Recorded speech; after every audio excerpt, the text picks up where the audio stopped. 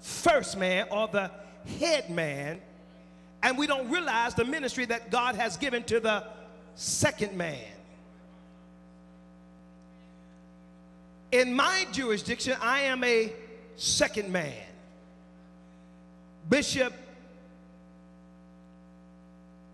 Cornelius Anderson is the first man. And so I want to look at this principle on the second man. Now keep this in mind, being number two is not a position but an attitude.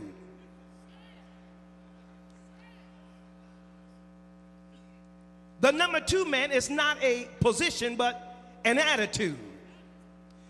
And I believe that one of the things that's destroying our church and weakening is because men don't want to be number two. Because they think that number one is a position and number two is second in line to number one, but number two is a attitude. Say attitude.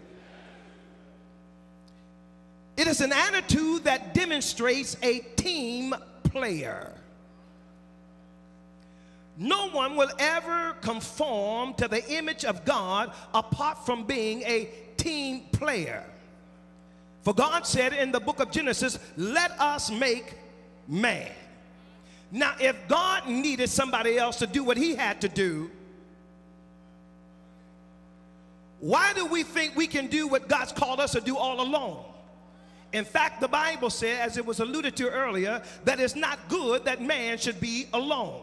In fact, if the number one man really knew what was happening, he could never be number one without number two. So he needs to make sure that he keeps number two right where he needs him to be, because if he doesn't, there's no more number one. Because it's not good for a man to be all alone or all one.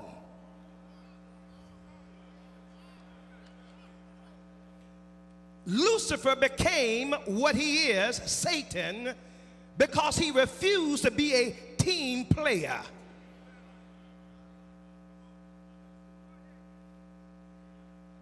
He refused to be accountable to God. Now, anybody in your church that does not want to be accountable automatically is filled with the spirit of the enemy. Now, the Bible had given Lucifer all kinds of authority and beauty.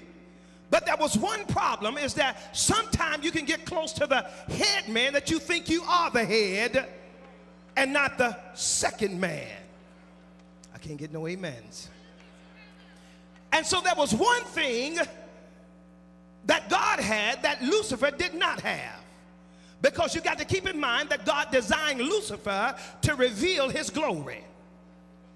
But there was one thing that God had that Lucifer didn't have and wanted. What was that one thing? It was this: God does not have to answer to anybody. And when you find men in your church that do not want to answer to anybody, that's dangerous in your church. Keep this in mind. Everybody needs somebody to be accountable to. Am I right about it? All of us need somebody to be accountable to. I believe that the reason why we have so many problems in life is because we don't have anybody that we are accountable to. That's why we got to do things in secret. That's why we got to have battles in secret, because we don't have anybody to trust to be accountable to. But when you find an accountability partner, there are 4 characteristics that ought to be associated with him. Number one, he should be able to remove you.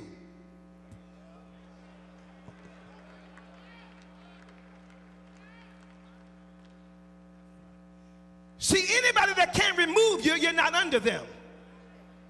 That's what makes Church of God so wonderful, because we have a government that is designed to remove you if you mess up.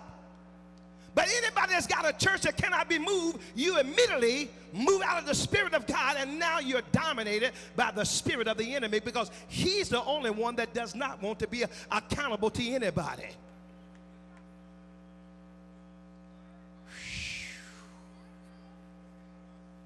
So if you cannot be removed, you're not an authority. Secondly, You must find somebody who can rebuke you. I can't get no amens. See, the problem with us today is that we are so big and so bad that nobody can rebuke us.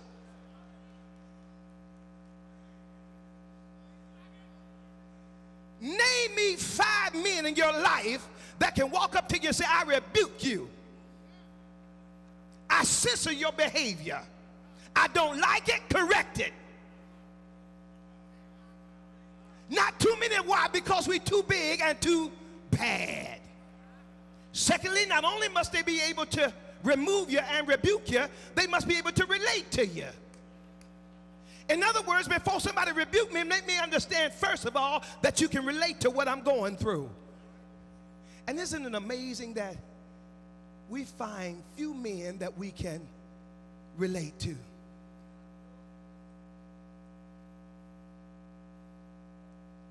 We find few men that we can really go to and say, you know what, this is what I'm going through. These are the thoughts that are going in my mind. I have taught this from experience. It is better to tell somebody about your temptation than about your fall.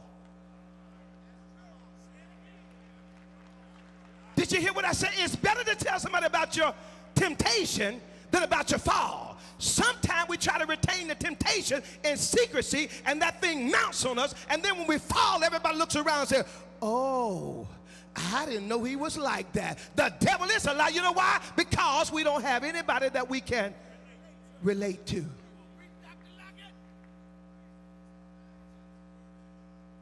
Fourthly, not only must they be able to remove us and to rebuke us and to relate to us, but they should be able to restore us.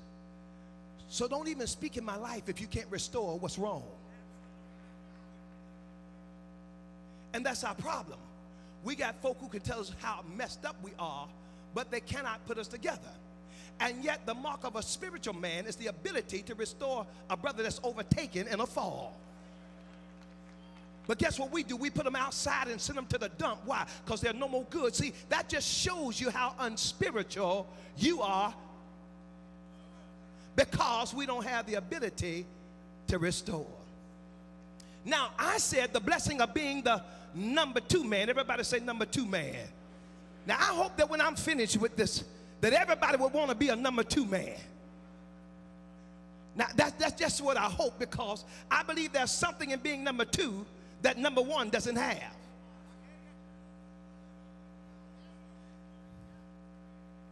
A blessing is your God-given ability and resources to achieve all that God has spoken over your life to come to pass. Now, let me say this to you. See, most young men have never been blessed. And consequently, they have the promises, but no blessing. I can't get no amens. I can't get no amens. What do you mean?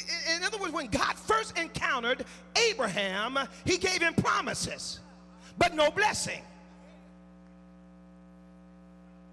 And see, when God calls young men to the ministry, he gives you promises, but no blessing.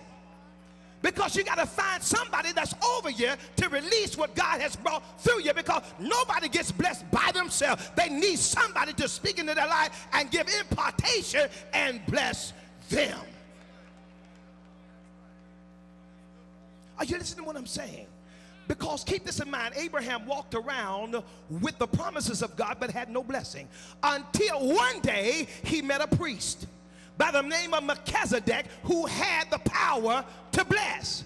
But the blessing could not be released until he first tied to the man. Any man you cannot tie to cannot bless you.